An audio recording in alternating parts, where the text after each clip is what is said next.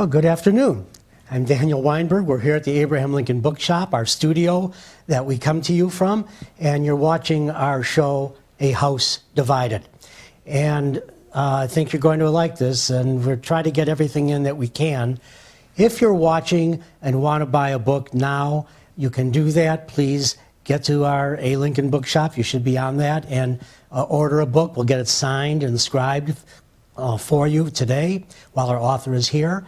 And if you're watching afterwards on YouTube, you can also probably order a book. We'll still have many to have. If you have a question while we're live, please send it in. It's in the comments section on our site. And give us at least your first name and where you're from so we can shout out to you and say hello. We have an audience here as well, besides the crew that we have. So sit back and enjoy the 19th century. Again, we have Sidney Blumenthal with us, an American journalist, activist, writer, and now historian, former aide to President Clinton, a longtime confidant of Hillary Clinton, a journalist, especially on American politics and foreign policy. He has written for many publications, including the Washington Post, Vanity Fair, the New Yorker, and was the Washington bureau chief for Salon.com, for which he has written close to 2,000 pieces, I think I read, online. He was a regular columnist for The Guardian. He's been the author of numerous books: The Clinton Wars, The Rise of the Counterculture Establishment, The Permanent Campaign, The Strange Death of Republican America, and of course, the 2 volumes of this brilliant set, projected to be 5 volumes, by the way. The first one was A Self-Made Man, and the second, Wrestling with His Angels, and we have both in stock. Very few of the first volume, more of the second. If you want to get a complete set, I think this is worthwhile. Today, we're going to have his 3rd volume, All the Powers of Earth, the Political Life of Abraham Lincoln, 1856 to 1860. It's Simon & Schuster, 758 pages, illustrated, and is $35. I'm telling you, if you like to watch sausage being made, this is your book. A person hanging onto Lincoln's long coattails for 49 years, as I have tomorrow, and being one of the Lincoln obsessives that Spielberg talks about, I think this is essential for any of you obsessives, or anyone interested in the history of American political process in the 19th century. As I said, we have a limited number of the first 2 volumes, so please order now if you would like to get those. I don't believe there's any political agenda, Sidney, in this book, but you have a voice in there? Or is this just a political insider writing about the meat and potatoes of 19th century politics? Well, I think I have something new to offer, not only in terms of analysis and interpretation, but new material as well, which I've discovered by digging very deeply through all of the sources of archives, newspapers, journals, memoirs, life and letters. But I think I bring something unique to this. I've been a journalist for 50 years now. I was a national staff writer for the Washington Post, longtime Washington editor of the New Yorker and other publications. I am born and raised in Illinois. Is in your DNA then? I understand Illinois politics. I spent a long time in Massachusetts where I went to school, and I have traveled a lot around the country.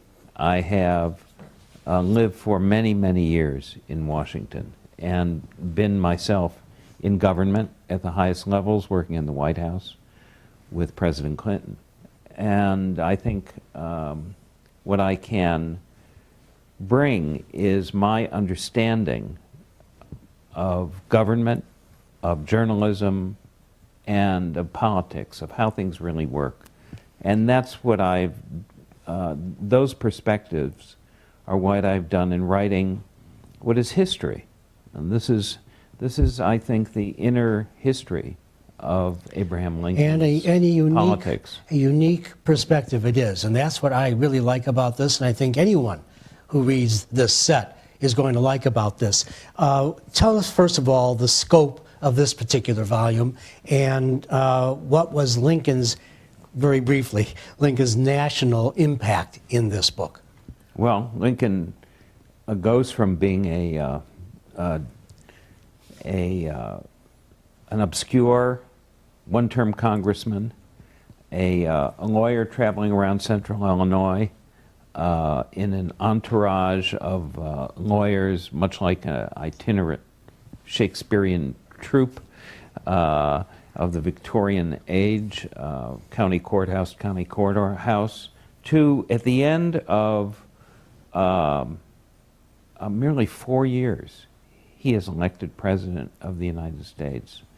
The title of this book, All the Powers of Earth, refers to a passage in his House Divided speech in which he describes the powers of the slave power and how they oppress the slave and how complicated and profound they are in their oppression.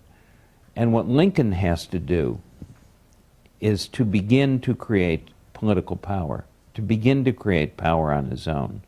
And the book begins with him when we find Lincoln.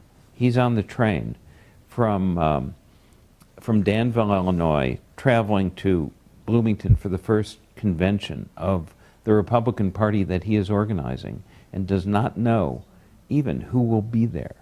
And it ends with his election as president.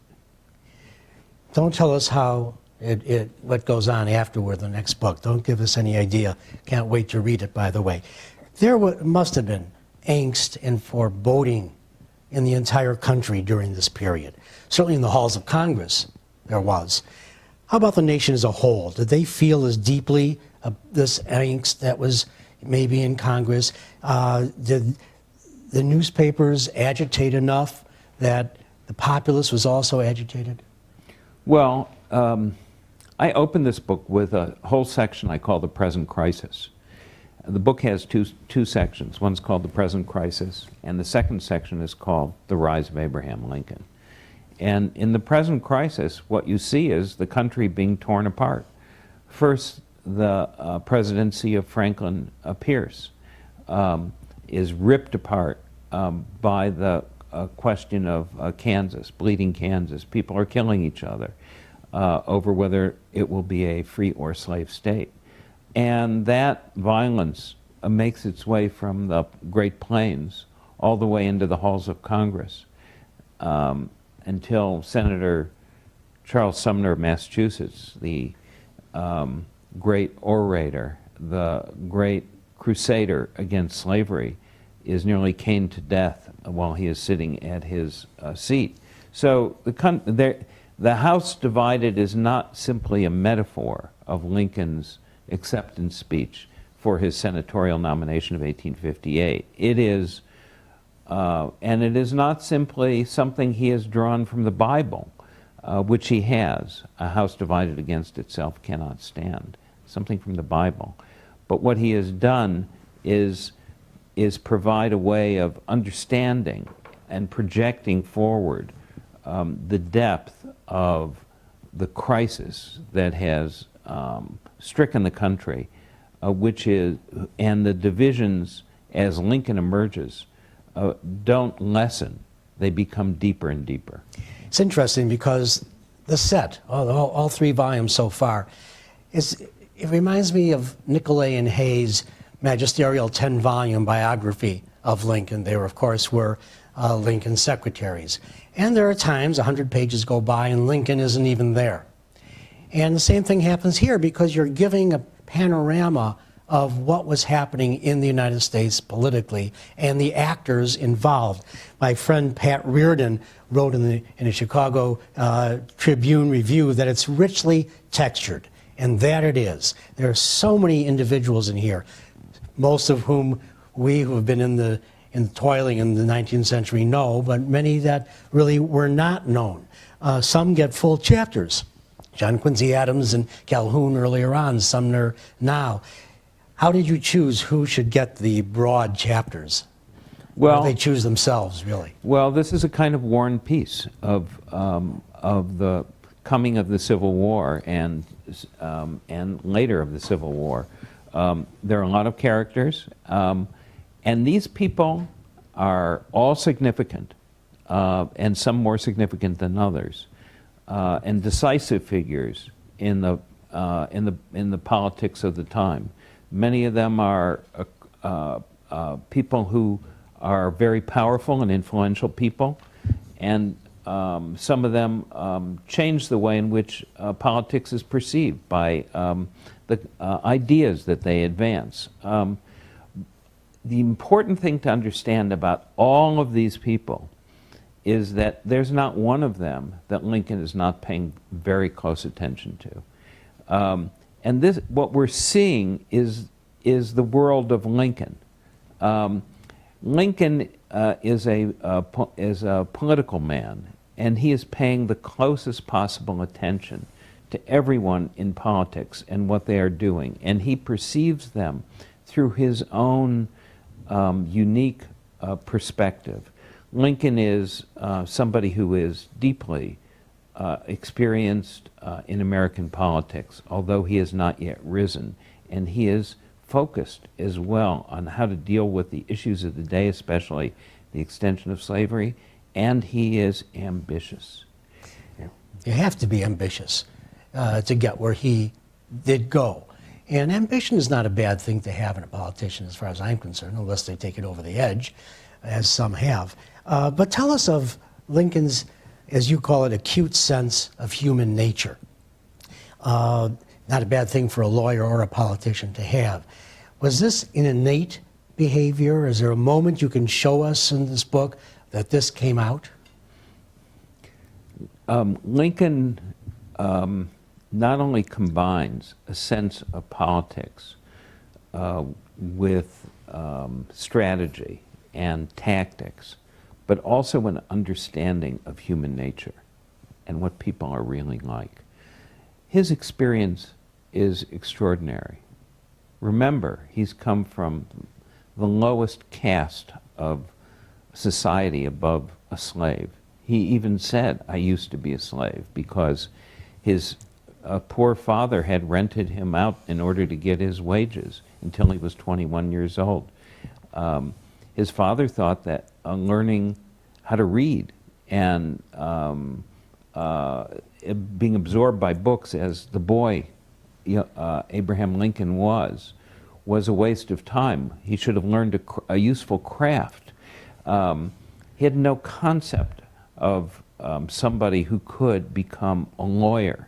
So Lincoln he's gone down the Mississippi twice, delivering goods. He's seen the slave auctions in the streets of New Orleans. He's traveled to Kentucky. He's seen his wife's wealthy family in Lexington. He has seen frontier politics in Illinois. He's gone to Washington, and he's also in Illinois, in which I consider a border state, Springfield and Middle Illinois. And he had to learn and he was exposed to, I should say, every political stripe that there was. And that must have been a help to someone with the innate nature that we're talking about. Well, Illinois is the most dynamic state in the country. It is something like a California today. It's where the economy is booming as a result of the Industrial Revolution. Infrastructure is being built. A population is coming in. In the beginning, originally mostly from Kentucky. And the state is in a constant state of transformation. And Lincoln has to deal with this and learn about it. And he does. And he also pays close attention to people. He is described by his closest associates as somebody who is warm, who's intimate. He gathers crowds of men around himself in parties and tells humorous stories and even off-color jokes. But his closest friends say there's something distant about him. Yeah, they all had him surrounded, really, as we do, and we're not really sure, I think, in numbers of aspects of the inner core of Lincoln. He did keep that. We'll talk about that. He's reserved. He's and he's. When you say it's more than reserved in the book, you're saying that Yeah. also he uses that as a screen for himself. Lincoln does have a sense of hurt from his low origins. Yeah. And I wouldn't say it's a sense of inferiority, because he has a good estimate of his own skill and talents. Yes, So he does. doesn't feel inferior, No. but he knows that others may regard him this way. And he knows sometimes he doesn't look right. He's an odd-looking man. He's too tall. His features are different than others. He walks funny. As his wife often tells him, he doesn't dress properly. She said he didn't know pink from blue. Lincoln, time and again, I notice that when he gives these incredible, extraordinary speeches that we now look back upon, they always begin with descriptions of the audience saying, what an awkward fellow he is. He's not dressed well. His hair isn't combed properly. But it's not simply one occasion, it's the other. And then, when he speaks, they suddenly become captivated and are swept away by his logic and argument. So, That certainly time and again, took him this and- happens. And Lincoln could not have been unaware of the effect that he had on people. And Did he use it? I believe that it was a Cooper good, Union? It's a political. It became. It was both an authentic presentation of himself. At the same time, it became a political method, and yet he was still unsure. You know, at Cooper Union, which I describe in the book, he tells a friend, "If you can't hear me, I want you to stand in the back, put a top hat on a cane, and start waving it." So he's not quite sure how these things are going to turn out. This is an aside, but I need to do it because you brought up Thomas, his dad, and how he felt, Lincoln, that he was, at least said he was a slave.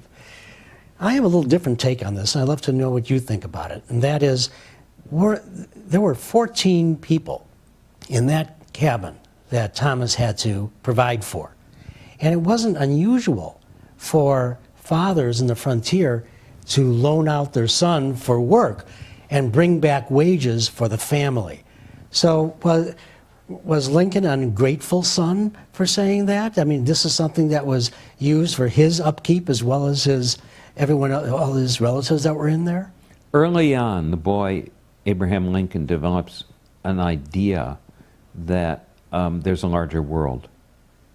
And he develops it in Indiana when the family leaves Kentucky, crosses the Ohio River, and settles in Indiana. He's just a boy. And when his father rents him out for wages, Lincoln becomes a wandering labor boy, which is how he describes his father, those very words in an autobiography in 1860. He wanders around and he meets older men who are almost all of them lawyers, and all of them have their own libraries. And Lincoln reads through their libraries. He knows that there's a larger world out there. He's desperate to be part of it. And he feels that his father and the circumstances surrounding his family are holding him back. And at the same time, even though it may be necessary for his wages to help support the larger family, he can't help but feel oppressed by the situation. Yet it was reality, nonetheless. It's an oppressive reality. Now, this period, 56 to 60 in this book, is always known by every historian and all of us in the Lincoln world as a period of great growth. Not that he didn't stop in the White House, he grew there as well, as I'm sure we'll see in the book. How was that growth manifest in other people's eyes and in himself, that he became more attuned to what he was able to do? Well, there were different people watching Lincoln during this period. One of them's his wife. Another is a group of men who are canny, shrewd political operators who happen to be the lawyers he travels with through central Illinois. And they are his advisors, and they have constant views on this. And then there are the newspaper reporters who begin to follow him. And then there is his law partner, William Henry Herndon, the younger man who is his junior partner in the two-man law office. And all of them have different perspectives on Lincoln as he evolves in this period. Mary Lincoln is somebody who is very ambitious. And Lincoln is described as having his ambition, according to Herndon, was like a little engine that knew no stop. But when it did stop, Mary Lincoln made sure that it started again.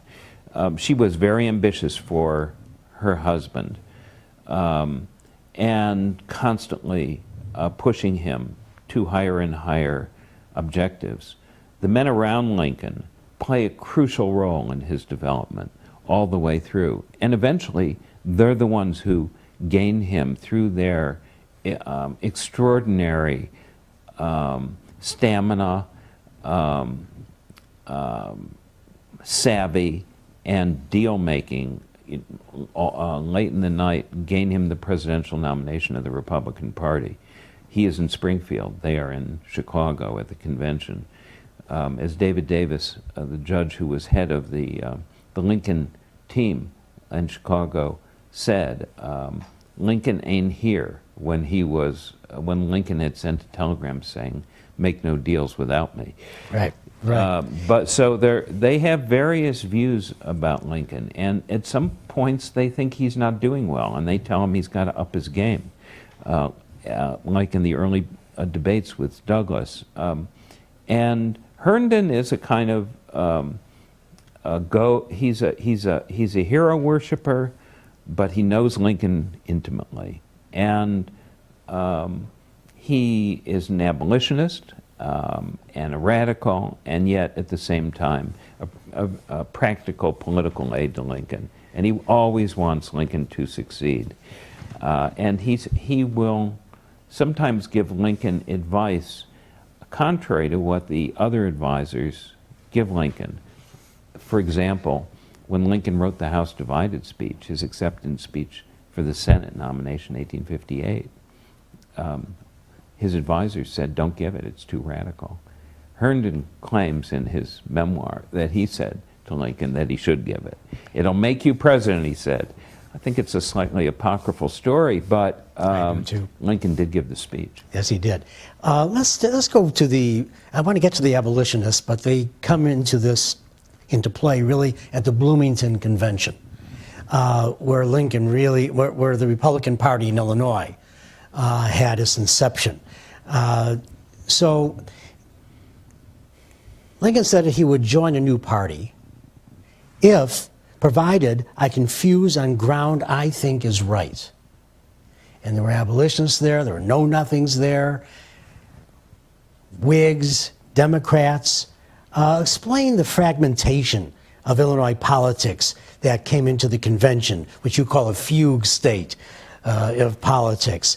And what ground was right for Lincoln to join? Well, to begin with, for Lincoln, the platform was opposition to the extension of slavery in the territories.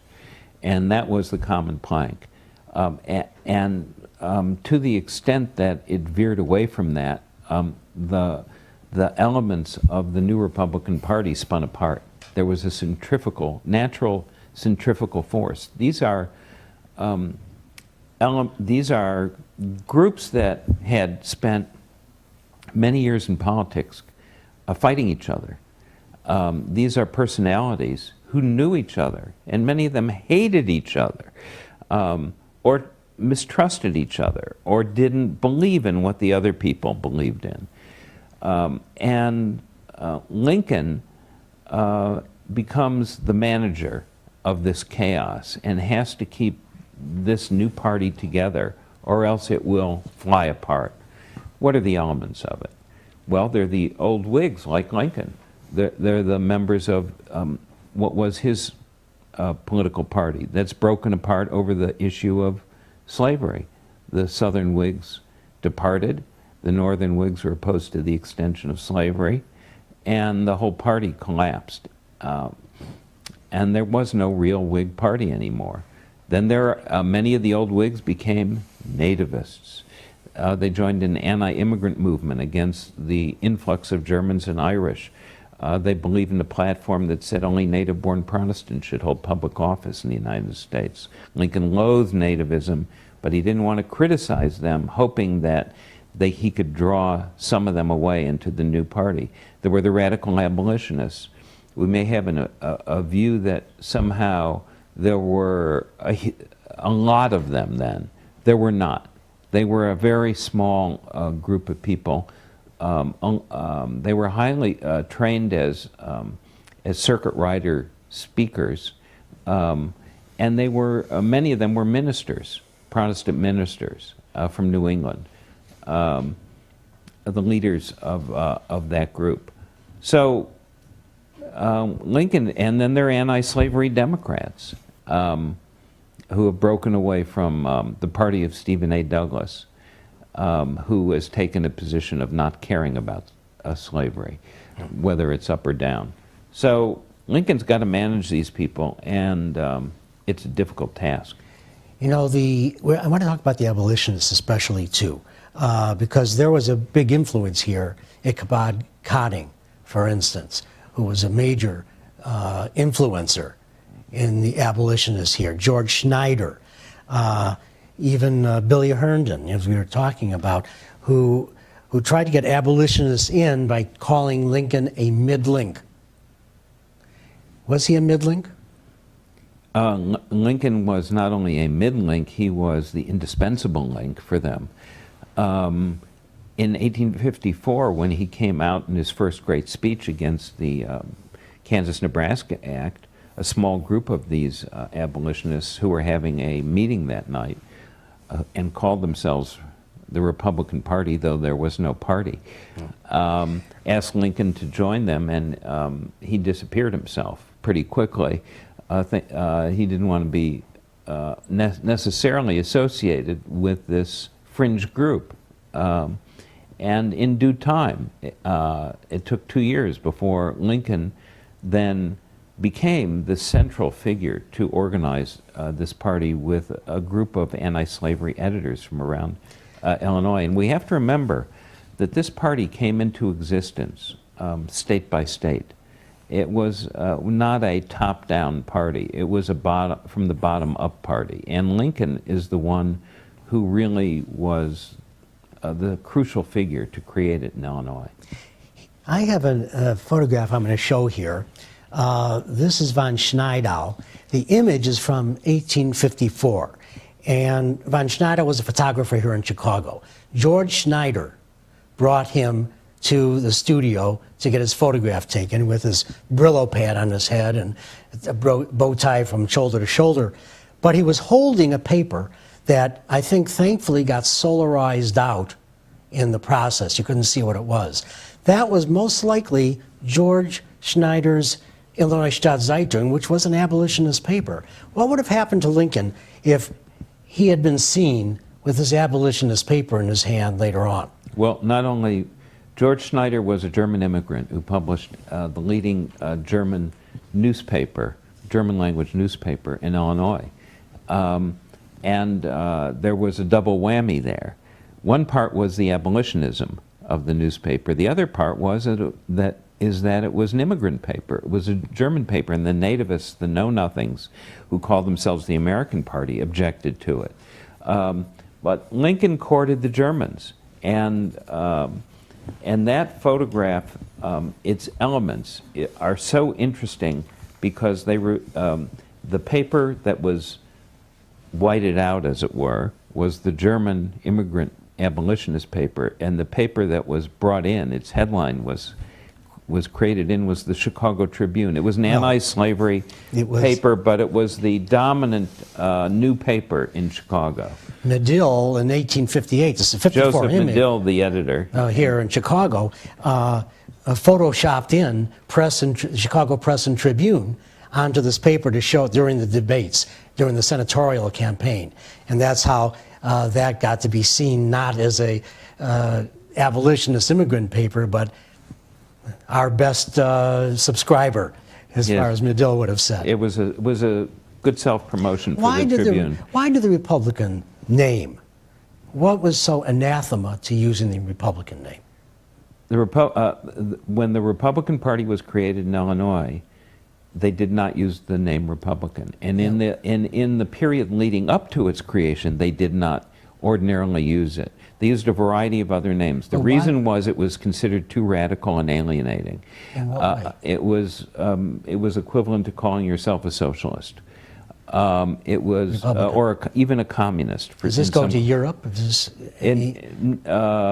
The word Republican had resonance with the liberal and revolutionary movements in Europe at the time, particularly after the failed revolutions of 1848. Yeah. And that word was used in Europe Interesting. in the movements against despotism, authoritarianism, and monarchies. But in the United States, it was considered to be the abolitionist. Stephen A. Douglas constantly anathematized the name of the Republican Party and always called it the Black Republican Party. Sure. So in the run-up to its creation in Illinois, it was called the Nebraska Party, like the Kansas-Nebraska Act. Opposition. It was called the Opposition Party, and finally the People's Party. But it took a while for people to... Why did they take it? With all this baggage, why did they take it? Once there was a national campaign in 1856 for the Republican Party, then they assumed the name by the end of the campaign. You know, this period, this book has two of, I think, the most incisive, interesting letters that Lincoln had written, among a number. But these are really George Robertson's and also Thomas Corwin of Ohio. And I'm going to read, and this is October of '59, after Lincoln had gotten into Cincinnati and Columbus and Ohio and given some talks. Corwin asked him some questions, and in the letter that he wrote back, he says, Democrats have gone with us more Democrats have come with us than Whigs have gone against us. What brought these Democrats with us?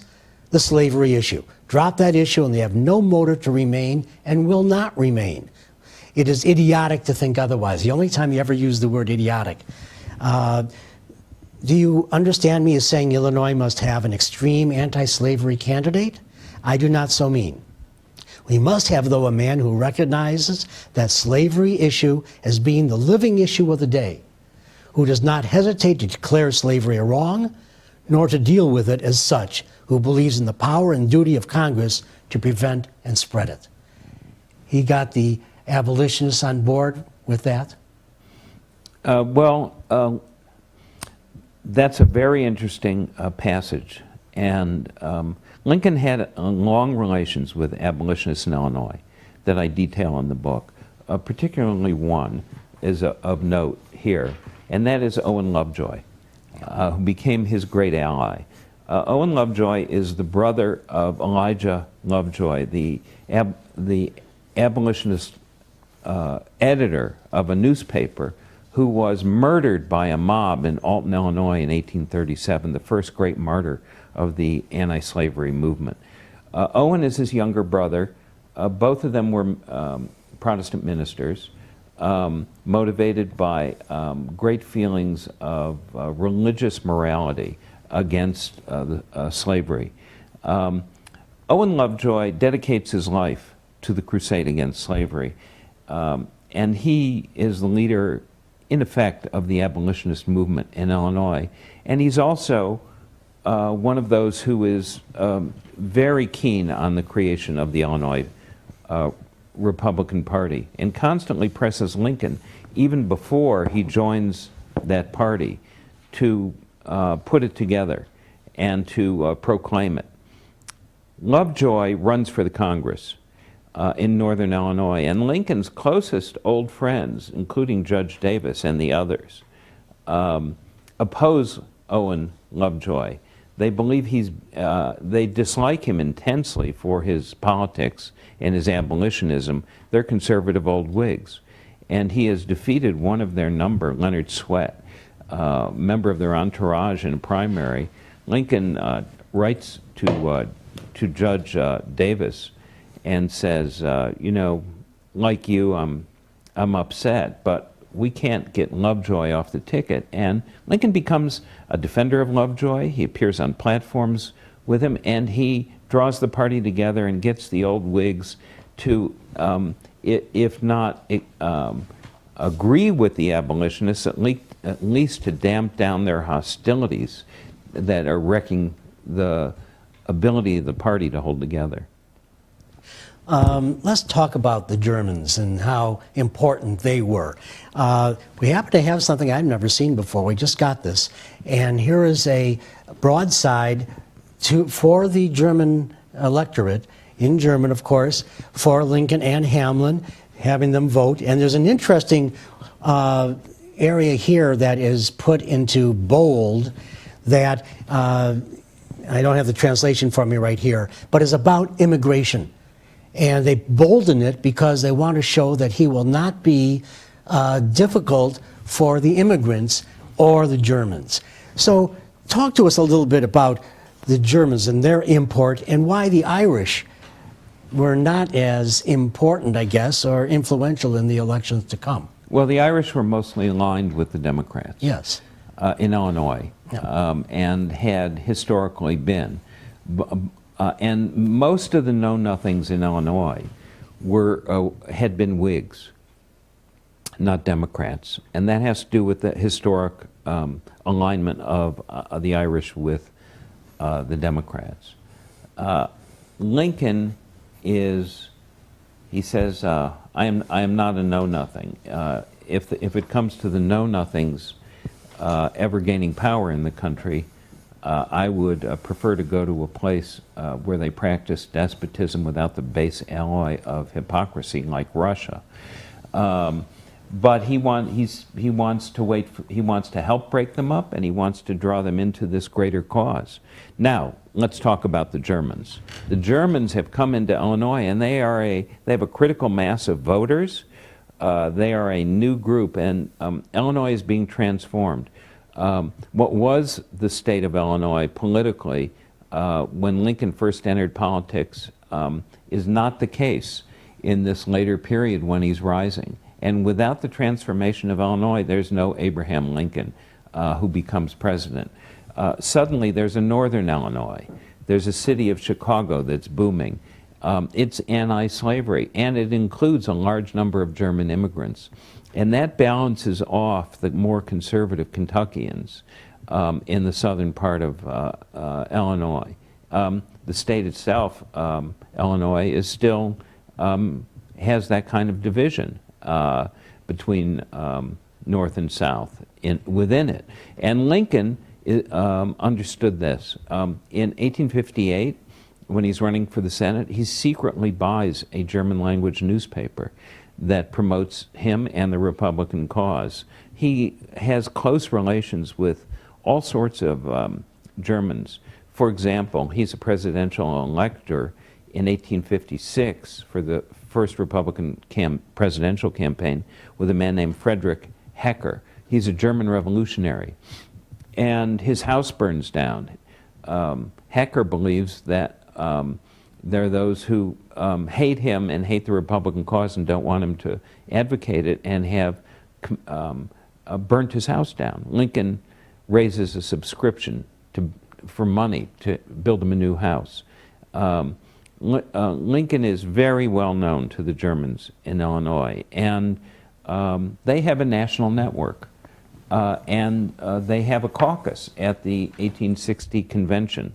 that's mostly ignored by everybody else, but not Abraham Lincoln. And that caucus endorses him for the nomination. And they understand that he is not only not a nativist, but opposed to nativism. Lincoln gives a speech in Chicago in which he declares that immigrants are as American as anybody else and bound by the electric cord through their belief in the Declaration of Independence, all men are created equal. And no matter where they come from, they are as American as anybody else. So Lincoln has, as he becomes more and more a public figure, becomes more and more open in his anti-nativism. Did he bring, the famous book, A Team of Rivals, that Doris Kearns Goodwin wrote a decade ago?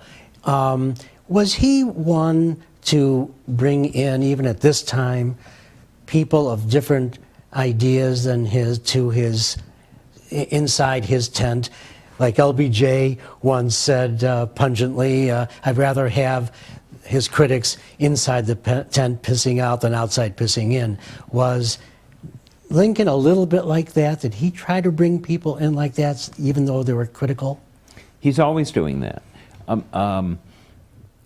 He wants to bring in people. First of all, he knows a lot of people, and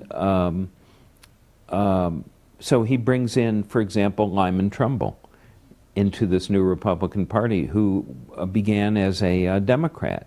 And how does he do that? Well, there's a little history to it. Lincoln had run for the Senate before he'd run against Douglas in 1855. He was the leader in getting votes in the state legislature. After all, state legislatures chose senators. But he was just short of a majority.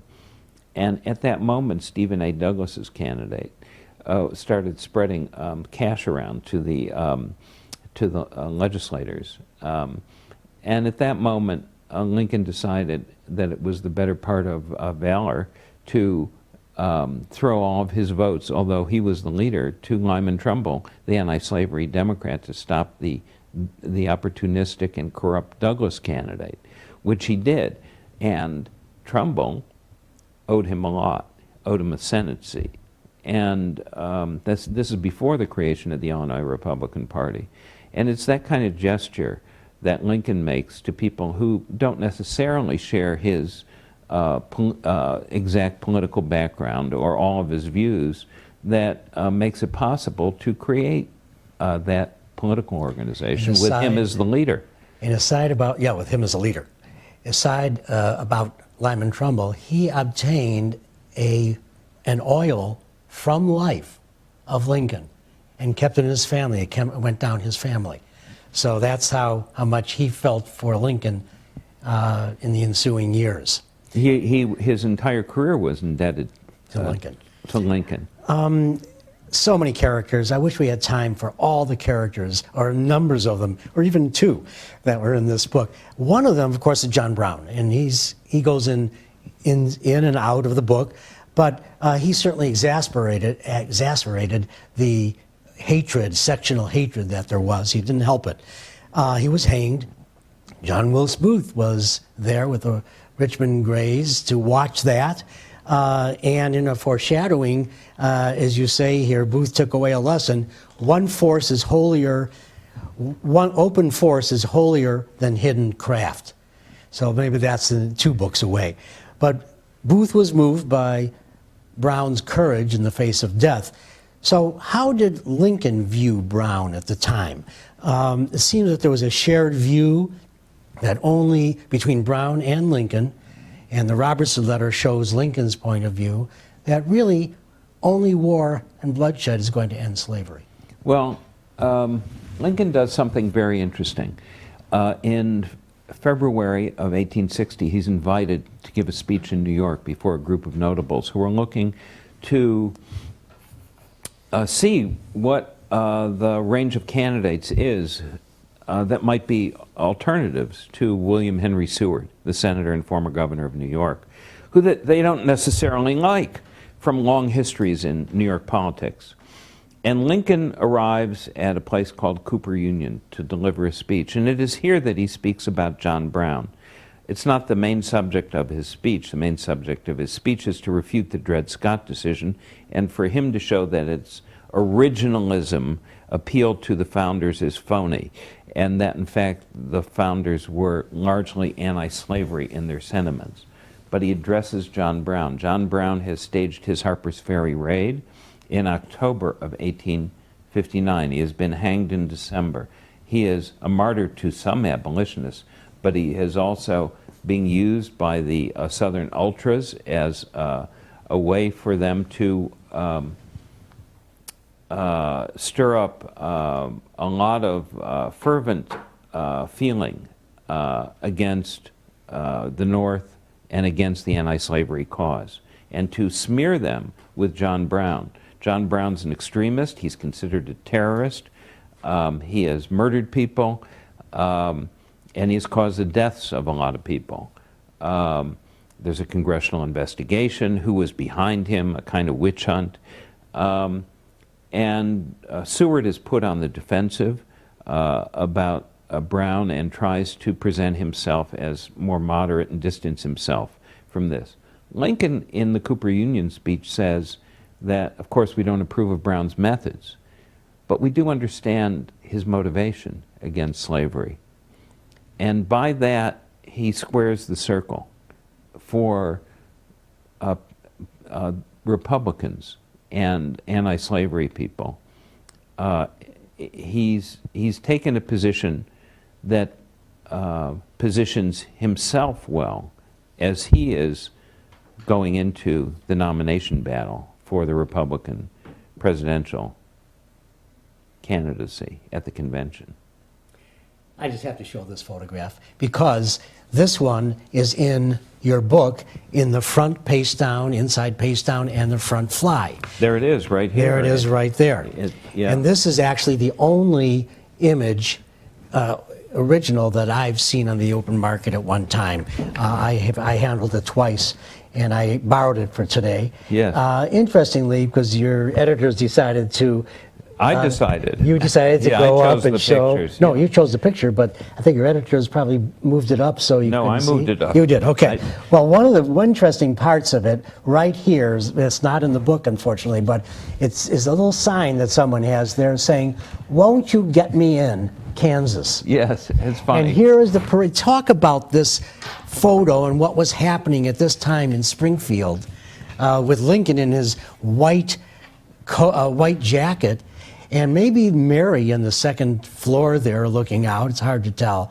But there's the parade going by after his nomination. Talk a little bit about what this is. This is a presidential rally in Springfield of Lincoln's neighbors and friends, and they're greeting him at his house. He's standing in his doorway. He's wearing a white suit. They're members of his family, presumably, and others in the windows of his home on Jackson Street in Springfield. It's the only picture of Lincoln in his presidential campaign at a rally. Candidates did not, once they had been chosen by their parties, as a matter of protocol, didn't campaign for office. They didn't give speeches. They didn't issue statements to the press. They maintained a dignified silence while others went out and spoke for them. Grant was one of the first to actually go out on the hustings for the presidential nomination. Grant was one of the first to do that. But Herndon, you quote in here, said that Lincoln was bored badly during this time. But here he was getting life mask made. He was getting oils made. Photographs were being produced, campaign biographies. He was giving information for that. What was he bored about? Was he doing any law work at that time during the nomination period? Did he write, as he and Mary sometimes did, anonymous opinion pieces in papers? What was he doing, and why was he bored? Lincoln was bored because he had a forced indolence in terms of being able to speak during the campaign. He could, of course, contact and communicate with all the party workers and the party leaders throughout the country. And people came to Springfield and met with him. It was presumed that he would win because the Democratic Party had broken up, and Stephen A. Douglas also acknowledged that he was going to lose, and in an extraordinary move decided to campaign himself against disunion, against secession, by going south and giving speeches in southern states warning them not to secede. He knew Lincoln would win. There were 4 parties in the race. Lincoln, however, is not part of the national decision-making still. He's removed from it. He has no official position. He's clearly going to be president of the United States. And the tension is building. And many people in the North don't believe secession will happen. But there is a movement, even a conspiracy in South Carolina to make sure that the state is the first out. And Stephen A. Douglas understands it and openly says there is a conspiracy. And it's the same people who broke the Democratic Party, so I would be ruined. Or did the Ralph Nader effect happen to Douglas? One of the reasons he lost? Well, too many candidates trying to get the same area? Well, the Southerners ran their own party. They called themselves, I think, the National Democrats, but they were they were a sectional party, and their candidate was Vice President John C. Breckinridge of Kentucky. By the way, an old childhood friend of Mary Todd's. James Buchanan's vice president, a very young man. And there was also another party called the Constitutional Unionist Party. Basically, a lot of old conservative Whigs and know-nothings from border states. Their candidate was Tennessee Senator John Bell. So the whole electorate was fragmented. Lincoln won with a plurality, but he won a majority in the North, and that's how he won.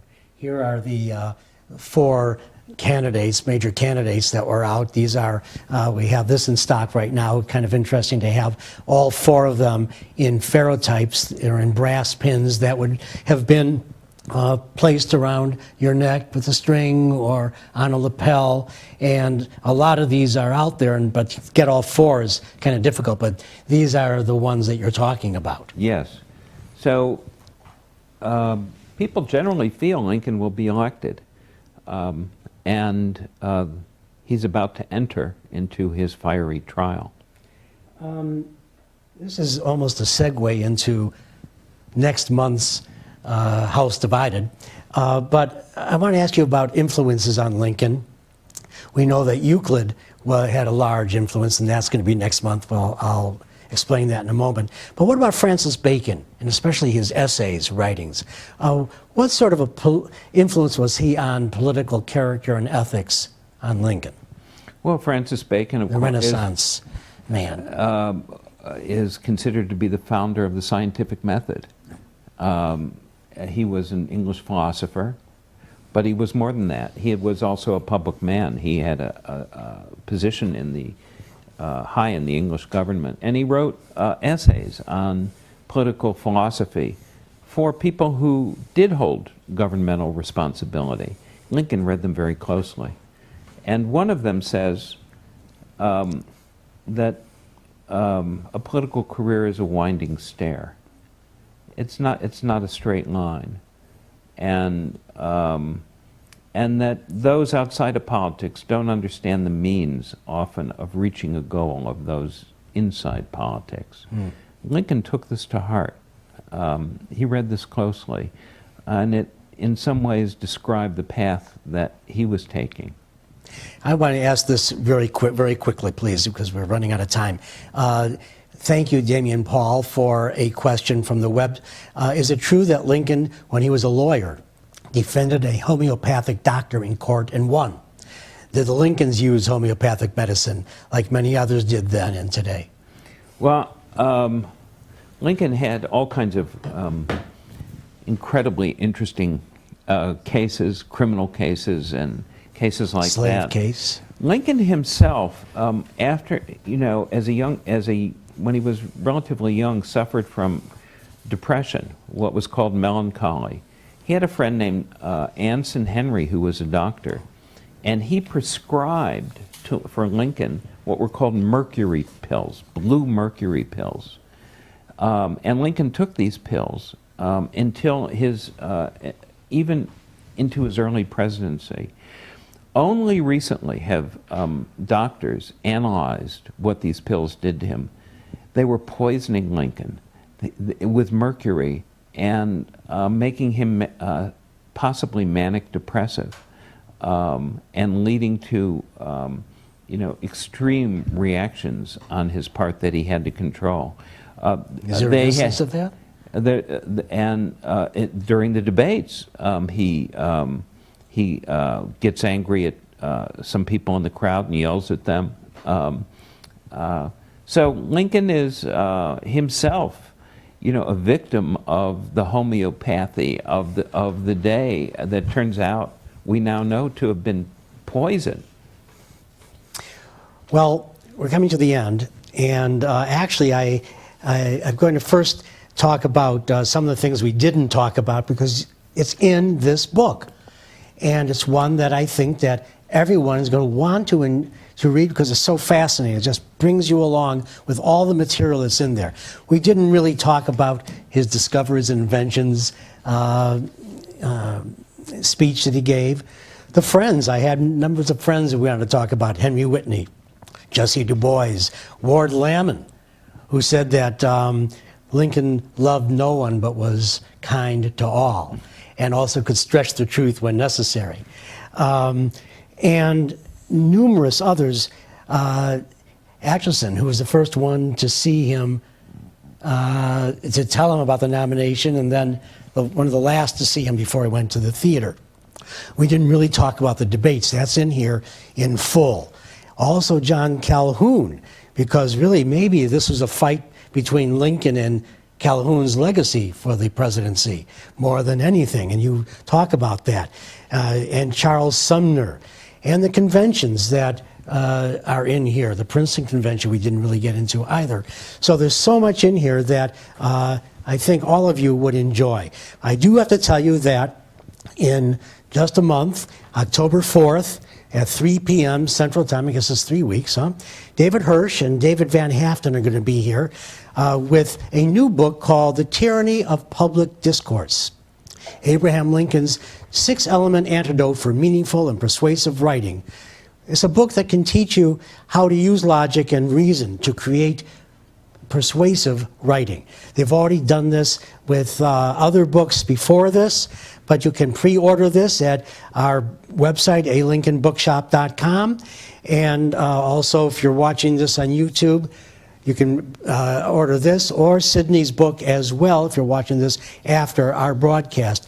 But this is a fascinating book that's almost like a workbook, and you can teach yourself and others how persuasive writing can be useful through Lincoln's use of Euclid and logic.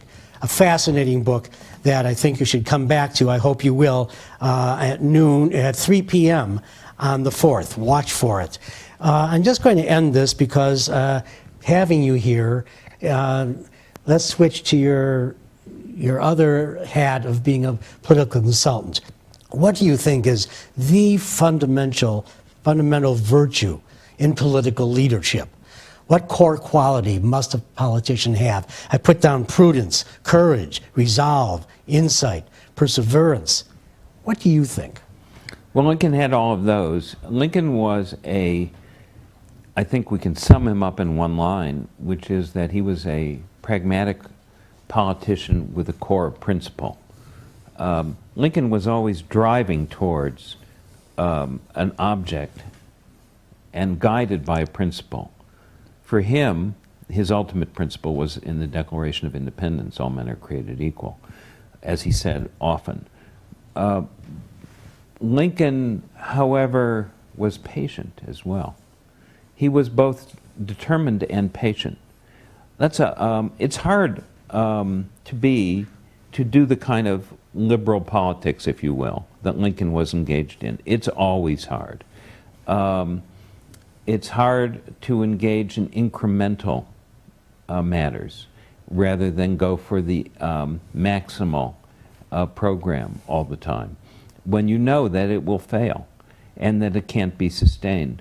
And Lincoln, time and again, is willing to accept withering criticism, especially from those who he mostly agrees with, who are his allies politically, in order to make sure that if he ever does step forward, it would be on solid ground.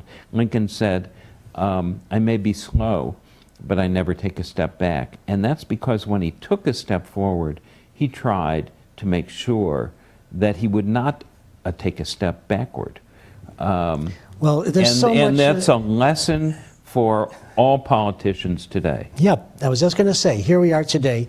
There's so much in this book that you're going to see rhyming, as Mark Twain said, today. And it's impossible not to think that way. And it's interesting that we're in a position that the country was in back then as well. The Democratic Party certainly is. And one of the reporters, one of the talking heads on television said that an edible arrangement could win from the Democratic Party. I don't know about that. Do you think so? Even that? Or is this extreme, the progressives, which are not that extreme sometimes, and there are various parts of them, and the moderates? Can everyone go around one candidate there and an edible arrangement win? Well, I can tell you what Lincoln did. Lincoln wanted a common platform that had the broadest possible support throughout the party in order to keep people together. And he kept out important and moral issues he cared about in order not to drive the party apart. He kept out of the Republican Party platform a plank against the Fugitive Slave Act. He called the Fugitive Slave Act ungodly, but he knew that it was a wedge issue of the opposition and that they would use it to help drive away certain members who were drawn to the Republican Party. And he knew they had to just hold on to their central plank. So these are difficult things to do in politics, and we see them played out in today's politics, certainly in the Democratic Party. And in the Republican Party, we're seeing a phenomena that Lincoln described in a different way. Lincoln said at the time he was creating the new Republican Party, and we're now in a very different place with this party, including principles that Lincoln abhorred, such as nativism and racism on the part of Donald Trump. But Lincoln said, what's going on now reminds me, and it always reminded him of a story, of two drunken men I knew who were fighting in the street at night in Springfield, and they fought their way into each other's coats. Yeah. He says, that's what's happened with these parties. He says, and we have fought our way into the coat of the Democrats, at least the principles of Thomas Jefferson, the author of the Declaration of Independence, who wrote All Men Are Created Equal. He was trying to assume the best part of the legacy of the Democratic Party for the new Republican Party and draw it in. And he spoke time and again about Jefferson. He said, of course he was a slave owner, but let's remember the Declaration of Independence. So these parties transform, and they become, they assume different identities. And that's something else that we're seeing today, just as Lincoln experienced it in his own day. Well, again, Lincoln is such an exemplar for all of us today to look at, because we can learn and structure our own lives a bit around his example and whom he was. And this book will show a lot about it. I want to thank my staff for the help in producing this broadcast, as always. We're appreciative of everyone who are out in the shop, your adoring fans who are going to want to see you in a moment and buy a book and get it signed. And maybe you might want to get some as gifts, because this really, in this political season that it's always a political season these days, this is going to give you some insight into how others in the past have grappled with the same issues and the same problems. Thank you all for watching. See you in a few weeks. Thanks again.